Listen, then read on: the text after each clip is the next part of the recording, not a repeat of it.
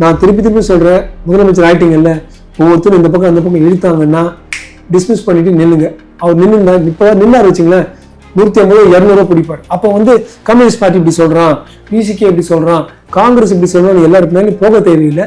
நிச்சயமாக அந்த அளவுக்கு அவர் அவருடைய மக்களோட மனசில் அவர் அந்த ஈர்ப்பை உருவாக்கிட்டார். ஆனால் அதை வந்து அவர் பயன்படுத்த மாட்டேங்கிறார். இதே சனாதனத்தை ஒழிக்கணும், அப்போ எடுத்து வேற தர்மத்தை பற்றி நம்ம தப்பு பேசலாம்னு சொல்லியிருந்தாருன்னா அந்த 65-70% ஹிந்து சனாதனிஸ் அத்தனை பேரோட மனசும் முதலமைச்சருக்கு போயிருக்கும். அது அப்படியே அவர் குவாய்ட்டா இருந்துட்டார். திமுக அதிமுக வந்து தாவைக்கா வந்து உடைச்சிட்டாங்க. இப்போ வந்து ஒரு அளவுக்கு அண்ணாமலைஜியோடைய தலைமையில பாஜக திருப்பி வந்துச்சுன்னா, அல்லது நேனாரண்ணன் வந்து பவர்ஃபுல்லா வந்து பேசினாருன்னா தாவைக்கா வர்சஸ் பிஜேபி என்கிற ஒரு புது 2 துருவங்களை உருவாக்கலாம். ஜூன் 4ங்கிறது அண்ணாமலையுடைய பர்த்டே. ஸோ அவரோட பர்த்டே அன்னைக்கு அவர் வந்து ஒவ்வொரு மனிதனுக்கும் ஒரு இது இருக்கும். நான் அறிவிப்பு கொடுக்குறேன் அப்படின்னு சொல்லி நீங்க சென்னை ஏர்போர்ட்ல சொல்லியிருக்காங்க. 2 நாளா ஜூன் 4 வருது. கரெக்டா ஜூன் 4 அன்னைக்கு I'm going to do something அவர் சொல்லுவார். எனக்கு தெரியும் உடனே திமுக பி டீம் ஆரம்பிச்சிருவாங்க. நான் என்ன சொல்றேன், சிபிஐ சிபிஎம் பி டீம் தானே, காங்கிரஸ்ல 1008 பி டீம் இருக்குல்ல. ஸோ அப்படி நீங்க வந்து ஒரு பெரிய பாஜக இருக்கும்போது அது ஒரு மாநில அளவில் ஒருத்தர் அது ஒரு பி டீம் நினைச்சு போயிட்டு இருக்கலாம். என் பி டீம் கூட அடிச்சு மேலே வருவோம்.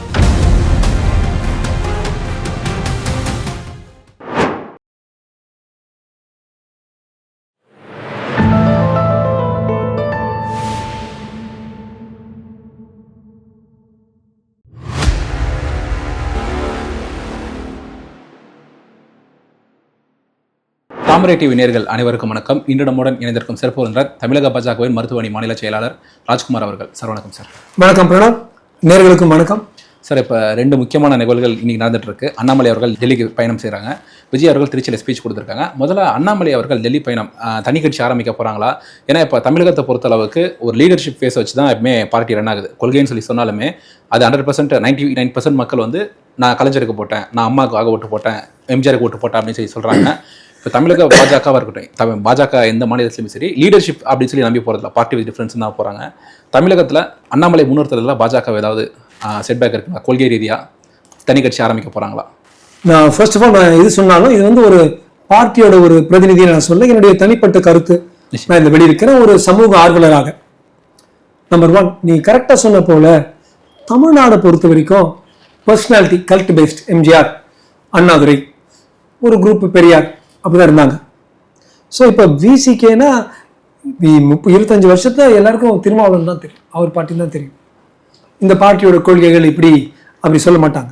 இங்கே சின்ன பார்ட்டிஸ் பார்த்தீங்கன்னா ஒரு ஐயூஎம்எல்ஓ ஒரு சிபிஐயோ சிபிஎம்மோ வளராமல் இருக்கிறது ஒரு கல்ட் ஃபாலோயிங் இல்லாததுனால தான். மக்கள் நீங்கள் யோசிச்சு பாருங்க, ஜெயலலிதா அம்மா இருந்தாங்க அதிமுகவில், அவங்க வந்து ஒரு 3 வருஷம் தலைவியாக இருந்துச்சு, அவங்க இறங்கிட்டு, 3 வருஷம் செங்கோட்டையன் இருந்துச்சு, அவர் இறங்கிட்டு, 3 வருஷம் ஓபிஎஸ் இருந்துச்சு, இறங்கிட்டு, இபிஎஸ் இருந்துச்சு. ஒரு தனி தலைமை இல்லாமல் சுற்றினா மக்களுக்கு ஓரளவுக்கு கன்ஃபியூஷன் வரும்.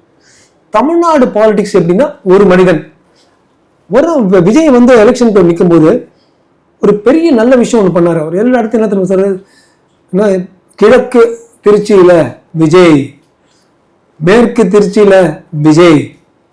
இதை பத்தி தெரியாத ஒரு மேலை நாடு ஆட்டு இதை பார்த்தே இவனுக்கு வந்து மண்டை பெருசுப்பா, சும்மா எல்லாத்தையும் அவர் சொல்றான்னு சொன்னாங்க. ஆனா அது வந்து ஒரு நல்ல போர்த்திறன். நீங்க என்ன நம்புங்க, எனக்கு போடுங்க சொன்னார். எம்ஜிஆர் எப்படி என்ன நம்புங்க எனக்கு போடுங்கன்னு சொன்னாரோ அது மாதிரி இப்ப பாஜகவுக்கு வரலாம். ஒரு 3 வருடத்துல ஒரு 2.5-3 எல்லாரும் நோட்டா பார்ட்டின்னு எங்களுக்கு கலாட்டம் பண்ணிட்டு இருந்தாங்க. அது வந்து ஒரு கணிசமான அளவுக்கு 11% கொண்டு வந்தது ஒரு மனிதனுடைய ஃபேஸ், அது அண்ணாமலை. அண்ணாமலைஜி வந்து அவருடைய ப்ரெஸ்ஸை ஹேண்டில் பண்ணது, அவரோட பேக்ரவுண்ட், ஒரு படித்தவர், இன்ஜினியரிங் படித்தவர், ஐபிஎஸ் பண்ணவர், அதெல்லாம் அவருக்கு பாசிட்டிவ் பாயிண்ட்ஸ். நல்ல ப்ரெஸ் ஹேண்ட்லிங் பவர், மக்கள்கிட்ட நல்லா பேசி ஒரு ஈர்ப்பு கொண்டு வந்து பாஜக வந்து திமுகவுக்கு ஒரு எதிர்க்கிற ஒரு சக்தியாக, திமுக ஒரு தீய சக்தின்னு விஜய் பிரகடனம் பண்ணார்ல, அது முதல் ஆரம்பிச்சவர் இவர் தான். இவர் வந்து பால் அப்படியே ட்ரிபிள் பண்ணி கொண்டு வந்துட்டே இருந்தாரு, இவர் வாங்கி பாஸ்கெட்ல போட்டார். ஏன்னா திடீர்னு அவர் வந்து தலைமையிலேருந்து எடுத்துட்டு நாங்கள் 3 வருஷம் ரூல் தான் ஃபாலோ பண்ணுவோம்னு சொல்லி நாங்கள் கொண்டு வந்தாங்க. நான் தனிப்பட்ட முறையில் யாரும் நான் விமர்சிக்கலை, ஆனால் மக்கள்கிட்ட நான் பழகியிருக்கேன், நிறைய பழகினேன்.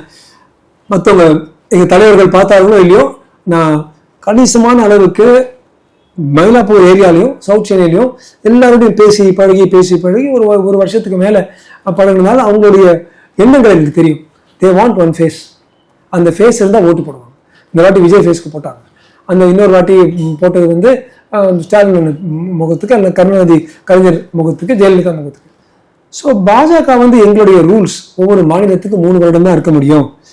ஏன்னா நான் வந்து ஒரு சில இடங்களில் கேட்டது என்னன்னா, இது மாதிரி அண்ணாமலைஜி வந்து 10 வருஷத்துக்கு கேட்டிருக்காரு. எனக்கு 10 வருஷம் விடாமல் என்னை விட்டுருங்க, எந்தவித ஒரு இடைவெளி இல்லாமல். நான் கடகடன்னு எடுத்துகிட்டு போய் எப்படியாவது தாமரை கொண்டு வந்து வச்சிருவேன்.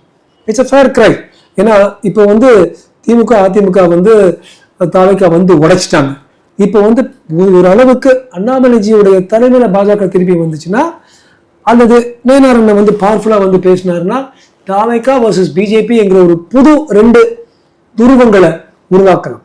என்னை பொறுத்த வரைக்கும் ஒரு போர் திறனுங்கிறது 2 துருவங்களாகிய திமுக அதிமுகவை எடுத்துட்டு மற்ற கிராஸ்ல வந்து தாவைக்கா பாஜக உருவாக்குறது தான் டெல்லியோடைய ஒரு போர் திறனுங்கிறது என்னுடைய கணிப்பு. ஸோ அது கொடுக்காம உங்களுக்கு அது கொடுக்க முடியாது. ஒரு ஜாயிண்ட் கண்ட்ரோல் வேணாலும் வச்சுக்கோங்க. நீங்க 4-5 பேர்கிட்ட நீங்க ரிப்போர்ட் பண்ணுங்க. இப்படி சொன்னா ஒருவேளை அவர் ஒரு தனி மனிதனாக தன்னுடைய பார்ட்டியை அவர் ஸ்டார்ட் பண்றதாக அவர் நினைச்சிருக்கலாம். நான் வந்து திருப்பி சொல்றேன். நான் மயிலாப்பூர்ல வந்து எல்லா முக்காவாசி பஸ்திகளுக்கு போய் மக்கள்கிட்ட பேசும்போது பலர் சொன்னாங்க, அண்ட் ஆல்சோ காமன் மென் பேசும்போது, சாமானிய மக்கள் வாக்காளர்கள்ட்ட பேசும்பொழுது, நீங்க வந்து ஏன் அண்ணாமலைஜி எடுத்துட்டீங்க, நீங்க வந்து அவர் வந்து இங்க வந்தாலே நிறைய ஓட்டு வருங்கிற ஒரு அந்த ஈர்ப்பு நான் பார்த்தேன். ஸோ அவர் வந்து இப்போ தனியான ஒரு பார்ட்டியை வந்து இப்போ அடுத்த 2-3 நாட்களுக்குள்ள அது வந்து ஒரு சமூக சேவை இயக்கமாக முதல் கொண்டு வந்து அப்புறம் மறுபடி அதை பார்ட்டியாக கொண்டு வராரோ அல்லது டமால் நேர்முக பார்ட்டி கொண்டு வராரோ அது இன்னும் கிளியரா இல்லை. தெரியாத விஷயம் நான் சொல்லக்கூடாது. 2வது, அவர் எது பண்ணாலும் சென்டரோட ஒரு அங்கீகாரத்தோடு தான் பண்ணுவாருங்கிறது என்னுடைய கணிப்பு. ஸோ ஒரு பக்கம் நம்ம திமுகவுக்கும் தாவைக்காவுக்கு வந்து ஒரு எதிர்ப்பு தெரிவிக்கணும். இன்னொரு பக்கம் ரூலை மாற்ற முடியாது, 3 வருஷம் தான் இருக்க முடியும். அப்போ வந்து எல்லா மாநிலங்களும் 80% மாநிலங்கள் பாஜக, எல்லாரும் நான் 10-15 வருஷம் இருக்கிறேன் போயான்னு சொன்னா ஒரு பிரச்சனை ஆயிடும். அமைப்புடைய விதிமுறைகளை மாற்ற வேண்டி வரும். ஸோ இந்த தருணத்துல இன்னொரு பார்ட்டி ஆனா சப்போர்ட், அங்கீகாரம், ஆதரவு எல்லாம் பாஜக வச்சுட்டு, ஆனா இந்த ரூல் இல்லாம இருந்தா அவர் 10 வருஷம் ஒரு பேரலல் பார்ட்டியா அவரால் இயங்க முடியுங்கிறது பலருடைய கருத்து. 2-3 டாப் ஐஏஎஸ் ஆஃபீஸர்ஸ் கிட்ட டெல்லியில வந்தவங்க கிட்ட பேசியிருந்தேன். அவங்களும் இதான் சொன்னாங்க. ஆனா பிரணவ் இதுதான் நடக்க போகுதுன்னு நான் வந்து முடிவு சொல்லல, ஜோசியம் சொல்லல.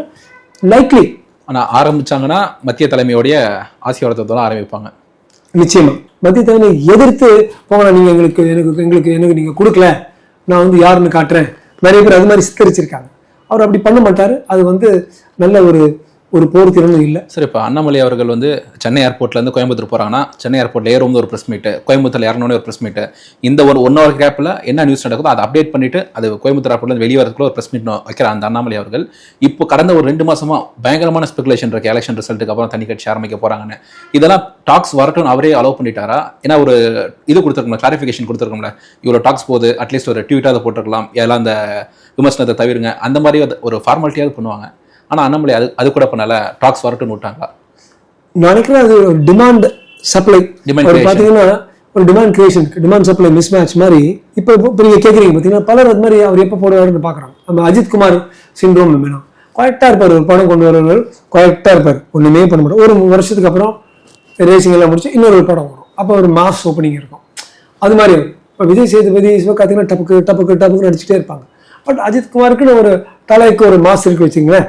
அந்த பேட்டர்ன் இவர் பயன்படுத்தாம இருக்கலாம். அல்லது இப்ப அவருடைய ஒரு உள்வட்டத்தோடு சேர்ந்து அடுத்த எந்த ஸ்டெப் எப்படி எடுக்க போறோம், 29க்கு நிற்க போறோமா அல்லது 31க்கு நிற்க போறோமான்னு அந்த ஒரு ஆலோசனை கூட்டங்கள்ல, பிரைவேட் ஆலோசனை, தனிப்பட்ட ஒரு ஆலோசனை கூட்டங்கள்ல அவர் வந்து ஈடுபாடாகி அதனால அவர் பேசாம இருக்கலாம். அல்லது கடைசியாக இன்னும் முடிவு எடுக்காததுனால இது மாதிரி நம்ம பிரஸோட இன்னும் அவங்க கொஞ்சம் கிளறுவாங்க. அவர் பாஜக தலைமையில் இருக்கும்போது இல்லை சார், ஒரு ட்வீட் ஒன்று போட்டிருக்கலாம்ல சார், இந்த மாதிரி டாக்ஸ்லாம் வந்துட்டு இருக்கு, அதை தவிருங்க, நான் அறிவிப்பு வந்து அப்புறமா கொடுக்குறேன் அப்படின்னு சொல்லலாம். ஆனால் அந்த டாக்ஸ் வளரவே விட்டுட்டு இருந்தாங்கல்ல. ஒரு முறை அவர் வந்து ஒரு வருஷத்துக்கு மேலே அவர் சொல்லியிருந்தார், நான் வந்து தனியாக ஒரு பார்ட்டி ஆரம்பிக்க மாட்டேன், அவங்களை கூப்பிட்டு தான் கண்டிப்பாக சொல்லுவேன். ஆமாம், உங்ககிட்ட சொல்லுவேன்னு சொன்னார். ஒருவேளை அந்த முடிவு எடுக்காம இருந்திருக்கலாம். அதாவது கொஞ்சம் பெனிஃபிட் ஆஃப் டவுட்னு இந்தியன் பீனல் கோட்ல மாற்றி வரும். கொலைகாரன் 90% தெரிஞ்சா கூட 100% தெரியாதான் போடணும், என்ன விட்டுருணும். அந்த மாதிரி let us give him the benefit of doubt. அவர் முடிவெடுத்த ஜூன் எப்படி May 4th எலெக்ஷன் வந்துச்சு, June 4th அண்ணாமலையுடைய பர்த்டே. அந்த June 4th அண்ணாமலையுடைய பர்த்டே. ஸோ அவரோட பர்த்டே அன்னைக்கு அவர் வந்து ஒவ்வொரு மனிதனுக்கும் ஒரு இது இருக்கும். அறிவிப்பு கொடுக்குறேன் அப்படின்னு சொல்லி நீங்க சென்னை ஏர்போர்ட்ல சொல்லியிருக்காங்க. 2 நாளா June 4 வருது. கரெக்டா June 4th அன்னைக்கு I'm going to do something அவர் சொல்லுவார். ஆனா அவர் வந்து யோசிச்சு அப்படிதான் பண்ணுவாரு. அவர் எடுக்கிற முடிவு நம்ம நாட்டுக்கும் மாநிலத்துக்கும் நல்லா இருக்கும் நான் யோசிக்கிறேன், பிரார்த்தனை செய்யறேன். ஒன்னு தனி கட்சி ஆரம்பிச்சு அவங்களுக்கான பவர்ஸ்லாம் நீங்க அந்த கட்சியில அனுபவிங்கன்னு சொல்லிட்டு ஒன்னு டெல்லி தலைமை சொல்லலாம். அப்படி ஆரம்பிச்சு பிஜேபி கூடயே திரும்பி கூட்டணி வைக்கிறாங்க அப்படின்னா இதுக்கு நீங்க எங்கேயே இருந்திருக்கலாமே அப்படின்னு சொல்லிட்டு மக்கள் விமர்சனம் வைக்க மாட்டாங்களா? மக்கள் அதை ஏத்துப்பாங்களா? ஏங்க நீங்க கேரளால காங்கிரஸ் பாத்தீங்கன்னா காங்கிரஸோட வரலாறு எப்படின்னா, இப்ப நீங்க பிரணவ்னு ஒரு ஆளுங்க, பிரணவ் காங்கிரஸ்னு ஆரம்பிச்சிருவாங்க. நான் வந்து ராஜ்குமார் காங்கிரஸ் ஆரம்பிச்சிருவேன். இன்னொருத்தர் திலீபன் காங்கிரஸ். காங்கிரஸே 15-16 இருக்கும். எல்லாரும் சேர்ந்து ஒவ்வொருத்தரோட உட்பூசல்களால் தான் பிரிவாங்க. ஆனா எலெக்ஷன் தேர்தல்னு வரும்போது எல்லாம் சேர்ந்து வந்து போராடுவாங்க. அப்படி எவ்வளவு பேர் இருக்கும்போது ஏன் இங்க கம்யூனிஸ்ட் பார்ட்டி சிபிஐ இருக்கு, சிபிஐ மார்க்சிஸ்ட். நான் வந்து கால் மார்க்ஸ் எழுதின தாஸ் காபிட்டல் படிச்சிருக்கேன். இந்த மார்க்சிஸ்ட் கேளுங்க எவ்வளவு பேர் ஃபுல்லா தாஸ் காபிட்டல் படிச்சிருக்கேன். சும்மா அது ஒரு சிபிஐ மார்க்சிஸ்ட். ஏன் அவங்க வந்து தனித்தனி கட்சிகளால் தனித்தனி நிர்வாகமாக வச்சுக்கிட்டு ஆனா எலெக்ஷன் அப்போ சேர்ந்து வராங்களே, அதே தான் இந்த லெஃப்டிஸ்ட். எசென்ஷியலி கொள்கை ஒன்று, பாதை ஒன்று, ஆனால் சின்ன சின்ன கருத்து வேறுபாடு. அப்போ நம்ம பிரிஞ்சு அந்த போர் கலந்து வரும்போது சேர்ந்து இயங்கலாங்கிறது அது வந்து ஒரு பெரிய ஒரு தப்பான விஷயம். எனக்கு தெரியும் உடனே திமுக பி டீம் ஆரம்பிச்சிருவாங்க. நான் என்ன சொல்றேன், சிபிஐ சிபிஎம் பி டீம் தானே, காங்கிரஸ்ல 1008 பி டீம் இருக்குல்ல. ஸோ அப்படி நீங்கள் வந்து ஒரு பெரிய பாஜக இருக்கும்போது அது ஒரு ஒரு மாநில அளவில் ஒருத்தர் அது ஒரு பி டீம் நினைச்சு போயிட்டு இருக்கலாம். ஏன் பி டீம் கூட அடிச்சுட்டு மேலே வரலாம். ஸோ இப்போ அஃபிஷியலாக ஒரு பிஜேபி பி டீமாக வருவாங்கன்னு பார்ப்போம். இப்போ அடுத்த ஒரு கேள்வி என்னன்னா சார், 20 நாட்கள் ஆச்சு விஜய் அவங்க ஆட்சி அமைச்சு, இந்த 20 நாள் ஆட்சி எப்படி பார்க்குறீங்க sir? So plus and minus. நானும் அவருடைய நேர்காணல்கள் அவருடைய எப்படி பண்ணுறாரு எல்லா விஷயம்லாம் பார்த்துட்டு இருந்தா ஒரு மனிதன் வந்து ஒரு மாற்றத்தை கொண்டு வரணும்னு நினைக்கிறார் விஜய் அவர்கள். ஆமாம், அவரோட முகத்திலையும் முகபாவத்திலையும் அவர் பேசுறதுலையும் அவர் எழுதுறதும் அங்கேயே சாப்பிட்றதுலையும் ஓரளவுக்கு கொஞ்சம் நம்ம சோஷியல் மீடியா கிரியேஷன். அங்கேயே சாப்பிட்டது வந்து ஒரு ஏஐ இமேஜ்னு சொல்லிட்டு தான் இன்னும் நிறைய பேர் சொல்றாங்க. மோஸ்ட் ஆஃப் தி பர்சன் அது சொல்றது ஒரு ஏஐ இமேஜ், அவங்க அங்கேயே கொஞ்சம் சாப்பிட்டது அப்படின்றாங்க. நான் வந்து அதை டீப்பாக அனலைஸ் பண்ணேன். ஆனால் அங்கே உள்ள கரெக்ட் ஷாப் 10 மணிக்குள்ளே போகிறாராம், 4 மணி 5 மணி 6 மணிக்கு வெளில வர்றாரு. இதுவே ஒரு பெரிய விஷயம். யாரோட பேருன்னு சொல்ல விரும்பல, ஆனால் பல திமுக டாப் பிரமுகர்கள் 12 மணிக்கு எழுந்து இப்படி பண்ணி ஒரு லஞ்ச் எல்லாம் முடிச்சுட்டு ஒரு 2 மணிக்கு வந்துட்டு 4 மணிக்கு போவாங்க. அவங்களோட நீங்க ஒப்பிட்டு பாருங்க. ஒரு 10 மணிக்கு பிரமுகரா சார், ஒரு பிரமுகர் டெஃபினட்டா அவருக்கு சுத்தி இருந்த மற்றவங்க 10 மணிக்கு வராரு, 4-5 மணிக்கு போறாரு. அதாவது ஒருத்தர் ட்ரை பண்றாரு. திருப்பி நான் நேர்காணல் சொல்றேன், ஒரு இளைஞர் நல்லது பண்ணலாம் நினைச்சு வராரு, லெட்ஸ் கிவ் அ சான்ஸ். 20 நாள் தான் வந்திருக்கு. அதே சமயத்துல ஒரு சில நெகட்டிவ்ஸும், நான் வந்து ஒரு ஹிந்துவனும் ஒரு பாஜக மேனுங்கிறோம் ஒரு தேசியவாதியிலும் ஒரு சில நெகட்டிவ்ஸும் இருக்கு. கிடைக்கிறதே 10 நிமிஷம். யாரு? பிரதமரோட. அங்க போய் வந்தே மாதரம் ஏன் முதல் பாடுவீங்க, நாங்க தமிழ் தாய் வாழ்த்து தான் முதல் பாடுவோம்னு சொல்றதுக்கு தேவையே இல்லை. அவருடைய லீகல் டீம் சொல்லியிருக்கலாம். அதாவது அவர் போய் அம்பேத்கருடைய அரசியல் சாசனத்தையே மாத்து, ஸோ மாநில அரசு நிகழ்வுகளை கூட நாங்க வந்து தமிழ் தாய் வாழ்த்து போடுவோம், மத்திய அரசு நிகழ்வுலையும் நாங்க தமிழ் தாய் வாழ்த்து போடுவோங்கிறது அம்பேத்கர் ஐயாவுடைய அரசியல் சாசனத்துல ரொம்ப தெளிவா அப்படிலாம் இப்படி பண்ணணும்னு போடுறது. மோடி அவர்கள் வந்து விஜய் அவர்களை 10 நிமிஷம் தான் சந்திச்சாங்க, தமிழ்நாட்டுக்கே 10 நிமிஷம் தான் டைம் கொடுத்துருக்காங்க, தமிழ்நாட்டை அவமதிச்சிட்டாங்க அப்படின்னு சொல்லிட்டு ஒரு விமர்சனம் வைக்கிறாங்க. அது எப்படி சார்? இதே ஆளுங்க வந்து அவர் 30 நிமிஷம் தான், 30 நிமிஷம் அவங்க 2 பேரும் சதி பண்ணி இவங்களை கொல்லலாம், அவங்களை கொல்ல, இவங்களை தூக்கலாம், அதாவது எது சொன்னாலும் சொல்ற ஒரு கூட்டம் இருக்கு. ஐ திங்க் அதெல்லாம் one thing I like about him. இன்னைக்கு கூட திருச்சி சொல்றேன், யாரும் நீங்க பேசிட்டு போங்க, நான் வேலை செய்யறேன். மோடி ஐயாவுடைய ஆட்டிடியூட் அப்படிதான், நீ பேசுறியா நீ பேசு, நான் போயிட்டே இருப்பேன். 1 2 3 2 எம்பி இருந்தவங்க இப்போ 72 மாநிலத்தில் உட்காந்துருக்காங்க, எல்லாம் சாஃப்ரன்ல இருக்கு. Great growth. அது எப்படி வந்துச்சு? அவரோட வின்னிங் டேப் பார்த்து ஓடிட்டே இருக்காரு, பக்கத்தில் என்ன பண்றான்னு பார்க்க மாட்டேங்கிறார். ஓரளவுக்கு விஜய் அதை கொஞ்சம் காட்டுறாரு. ஸோ இது போய் அங்கே போய் வேஸ்ட் பண்ணது அன்னெசரி.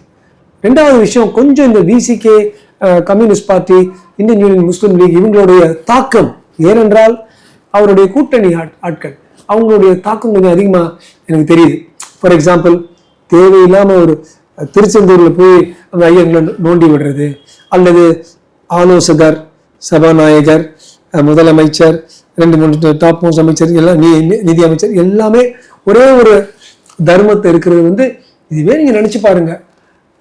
அவங்க மிஸ் அவுட் பண்ணியிருந்தா எந்த அளவுக்கு அந்த பக்கத்துல இருந்து ஒரு அவ்வளோ பெரிய பேக்லாஷ் வந்திருக்கும். எப்படி பண்றீங்க, நீங்க மதவாதி, நீங்க மதவாதி. நீங்க வந்து மதவாதம் இல்லாத அவர் சொன்ன தெரியுமா, secular social justice starts now. செக்யுலரிசம்னா எவ்ரிபடி இஸ் சேம். அப்போ எப்படி ஒரு மைனாரிட்டி சிறுபான்மையர் மட்டும் கம்ப்ளீட்டா உட்கார்றது வந்து எப்படி செக்யுலரிசம் ஆகும், எப்படி செக்யுலர் சோஷியல் ஜஸ்டிஸ் ஸ்டார்ட்ஸ் நவுன்னு சொல்ல முடியும்? I have some points. நீங்க வந்து ரியலி செக்யுலர்னா ஒவ்வொருத்தரும் இது ஏத்தா போல நீங்க போடணும். ஸோ அப்படி சில விமர்சனங்கள் இருக்கு எனக்கு. அதே போல பாவம் ஒரு வேற வழி இல்லாம கொஞ்சம் இந்த குதிரை பேரெல்லாம் நடக்குது. ஏன்னா அவங்க வந்து நிக்கணும். நான் திருப்பி சொல்றேன், முதலமைச்சர் ஆயிட்டீங்க இல்ல, ஒவ்வொருத்தரும் இந்த பக்கம் அந்த பக்கம் இழுத்தாங்கன்னா டிஸ்மிஸ் பண்ணிட்டு நில்லுங்க. அவர் நின்று இப்ப நின்னாரு வச்சுங்களேன், 150-200 பிடிப்பார். அப்போ வந்து கம்யூனிஸ்ட் பார்ட்டி இப்படி சொல்றான், பிசிகே இப்படி சொல்றான், காங்கிரஸ் இப்படி சொல்றான்னு எல்லாருக்குனாலும் போக தேவையில்லை. நிச்சயமா அந்த அளவுக்கு அவர் அவருடைய மக்களோட மனசுல அவர் அந்த ஈர்ப்பை உருவாக்கிட்டார். ஆனா அதை வந்து அவர் பயன்படுத்த மாட்டேங்கிறார். அப்படி பயன்படுத்தினார்னா இது மாதிரி கூட்டணி கட்சிகளுடைய தாக்கத்துக்கு அவர் ஆளாத தேவையில்லை. பிரணம் திருவள்ளூர் போட்டோக்கு வந்து காவி பூசிட்டாங்க அப்படின்னு சொல்லிட்டு கம்யூனிஸ்ட் கட்சி விசிகே எல்லாம் வந்து சொல்லியிருந்தாங்க. இப்போ திமுக ஆட்சியிலும் RN ரவி அவங்க கவர்னராக இருந்தப்ப இதே மாதிரி ஒரு விழா நடந்தப்ப ஒரு ஈவெண்ட் நடந்தது. அங்கேயே வந்து காவி நிறத்தில் வந்து வலுவர் இருந்தாங்க. அதுதான் அப்படின்னு சொல்லிட்டு பிஜேபி சொல்றாங்க. அப்போ MK ஸ்டாலின் அவர்களே வந்து ட்வீட் போட்டாங்க, இந்த மாதிரிலாம் செய்யக்கூடாது, காவி பூசக்கூடாது அப்படின்னு சொல்லிட்டு. ஆனால் இப்போ விஜய் அவர்கள் ஆட்சியில் இருக்காங்க. அவர் அந்த மாதிரியான ஒரு கண்டனங்கள் தெரிவிக்கல. தாவேக்கல இருந்து செங்கோட்டையன் அவங்க ப்ரெஸ் மீட்டில் அதை கேட்கவும் வந்து அதை பற்றி அப்புறம் பேசலாம். ஸ்ரீகாந்த் அவங்க விஜய் அவங்களோட நண்பர், அவர் கேட்கவும் கூட நோ கமெண்ட்ஸ்னு சொல்லிட்டு போறாங்க. ரொம்ப சாஃப்ட் இந்துத்துவம் நினைக்கிறீங்களா, இல்லை ரொம்ப டபுள் ஸ்டாண்டர்டாக இருக்காங்களா? ஏன்னா இப்போ திமுகனா ஓப்பனாக சனாதன தர்மம் நான் எதிர்க்கிறோம், நாங்கள் வந்து காவி பூசுறதை வந்து நாங்கள் ஒத்துக்க மாட்டோம் அப்படின்னு சொல்லிட்டு ஓப்பனாக சொல்லிடுவாங்க. தலைவரே ட்வீட் போட்டிருக்காங்க, முதலமைச்சராக இருக்கட்டும் ட்வீட் போட்டிருக்காங்க. இவர் ரொம்ப எப்பயுமே சைலண்டாகவே இருந்துட்டு இருக்காங்க. ஐ திங்க் கொஞ்சம் மார்க் ட்வைன் சொன்னார், better to shut your mouth and let people think your a fool. அவங்க நம்மளை ஃபூல் நினச்சிக்கலாம். மற்ற ஆல்டர்னேட்டிவ்னா நம்ம வாய் திறந்து எல்லா டவுட்டையும் ரிமூவ் பண்ணி நான் ஃபூல் தான் ஊர்ஜிதப்படுத்துறதோட சும்மா இருக்கிறது பெட்டர்னாரு Mark Twain. I think what முதலமைச்சர் பண்ணுறது ஓரளவுக்கு சில விஷயங்கள் குவாய்ட்டாக இருக்கிறது நல்லது தான். எல்லாத்துக்கும் எல்லாரும் பதில் சொல்லி தான் ஆகணும், அது தேவையே இல்லை. ஸோ ஒரு விஷயம் வந்து திருவள்ளுவர் வந்து பயங்கர பொலிட்டிசைஸ் பண்ணிட்டாங்க. வந்து இன்னைக்கு ஆக்சுவலா இந்த 1 மணி நேரத்துல வெறும் திருவள்ளுவரை பத்தி நான் பேச போறேன். எந்தெந்த குறள்ல வந்து அவர் திருமால்னு சொல்லியிருக்காரு, தாமரை கண்ணன் உலகுன்னு சொல்லியிருக்காரு. அட்லீஸ்ட் ஒரு 15-20 திருக்குறள்கள்ல ரொம்ப தெளிவா திருமால்ங்கிறது யாரு, பெருமாள், திருமால் அவ்வளவு கிளியரா இருக்கு. அது இது தாமரை கண்ணனுங்கிறது கண்ணன், இந்திரன் சொல்லியிருக்காரு. ஸோ இது முருகனுடைய மாமனார், தேவயானையோட அப்பா தான் இந்திரன்.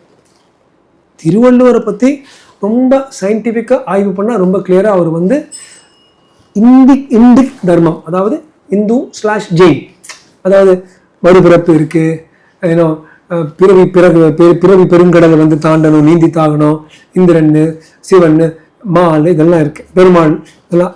அதை பத்தி நம்ம தனியாக பேசலாம். அந்த பொலிட்டிசைஸ் பண்றத முதலமைச்சர் சும்மா இருக்கிறதுனால மற்றவங்க வந்து இது ஜாயின் பண்ணி இது கலாட்டா பண்ணி எப்படி ராமருடைய படத்துக்கு வந்து செருப்பு மாட்டி எடுத்துட்டு போனாங்களோ, இது எனக்கு எப்பவுமே கேட்கும்போது கூச்சமா இருக்கும். 40,000 கோயில்கள் இருக்கு தமிழ்நாட்டில். ராமனோட படத்தை வந்து செருப்பு எடுத்துட்டு போனாரு பெரியார். நல்ல காலம் விஜய் வரும்போது என்ன சொன்னாரு, நான் மற்றபடி நான் ஈவேரா பெரியாரை ஃபாலோ பண்ணுவேன், ஆனா அந்த கடவுள் நம்பிக்கை இல்லைன்னு சொன்னாரு, அதுல நான் ஃபாலோ பண்ண மாட்டேன் முதலமைச்சர் சொன்னது ரொம்ப நல்ல விஷயம். அது இதுலையும் கொண்டு வர்றாரு. இப்ப பெரியார் இருந்தா விட்டு வளாசிருப்பார் திருவள்ளுவர். இவர் வந்து அதை அவாய்ட் பண்றாரு. தயவு செய்து இந்த சொன்ன secular social justice starts now, இது வந்து பீயிங் எ லிட்டில் செக்யுலர். என்ன கேட்டா இன்னும் ஒரு ஸ்டெப் மேல போய் நம்ம மற்றவங்களை பத்தி பேச வேணாம்னு சொல்லியிருக்கான். ஏன் இவரு சொன்னார்ல, நம்ம உதயநிதி ஸ்டாலின் சனாதனத்தை ஒழிக்கணும், அப்ப எடுத்து வேற தர்மத்தை பத்தி நம்ம தப்பு பேசணும்னு சொல்லியிருந்தாருன்னா அந்த 65-70% ஹிந்து சனாதனிஸ் அத்தனை பேரோட மனசும் முதலமைச்சருக்கு போயிருக்கணும். அது அப்படியே அவர் குவாய்ட்டா இருந்துட்டார். 5 வருஷமும் இப்போ மீட் பண்ணாம போயிட முடியுமா சார், ப்ரெஸ்ஸை மீட் பண்ணாம? ஏன்னா இப்போ நரேந்திர மோடி அவங்க ப்ரெஸ் சந்திச்சிருக்காங்க. 2008க்கு முன்னாடி வரைக்கும் ப்ரெஸ் ரெகுலர் சந்திச்சு தான் இருந்தாங்க. EPS அவர்கள் முதலமைச்சராக இருந்தப்ப அந்த கொரோனா டயத்தில் வாரத்துக்கு ஒருக்க ப்ரெஸ் மீட் வச்சிருக்காங்க. நான் இப்போ வீட்டில் கொரோனா டயத்தில் இருந்தாலும் அந்த ப்ரெஸ் மீட்டில் நானும் பார்த்துருக்கேன். MK ஸ்டாலின் அவர்கள் அட்லீஸ்ட் ஒரு பிளான்டு ப்ரெஸ் மீட்டாவது அந்த மாதிரி வச்சிருக்காங்க. ஏதோ ஒன்று 5 வருஷமும் இந்த மாதிரி சந்திக்காமலே கொண்டு போயிட முடியுமா சார்? நான் நினைக்கிறேன் ஒரு 6 மாசத்துலேருந்து 1 வருஷம் அவர் சும்மா இருப்பார். This is my thinking. அதுக்குள்ள அவர் முதிர்வார், கெட்டிங் மெச்சூர். MK ஸ்டாலின் சொல்ல நாங்கள் 6 மாசம் ஒன்றும் பெருசாக பேச மாட்டோம், அதுக்கப்புறம் தான் அடிக்க ஆரம்பிப்போம் சொல்ல ஆரம்பிச்சிட்டாங்க. இப்போ 1 மாசம் 20 நாள்லேயே ஆரம்பிச்சிட்டாங்க. பட் அந்த அடி மேல மேல வரும்போது ஒரு தலைவன் என்கிற ஒரு நாற்காலியிலிருந்து அவர் எழுந்து என்ன சொன்னீங்கன்னு சொல்லணும்.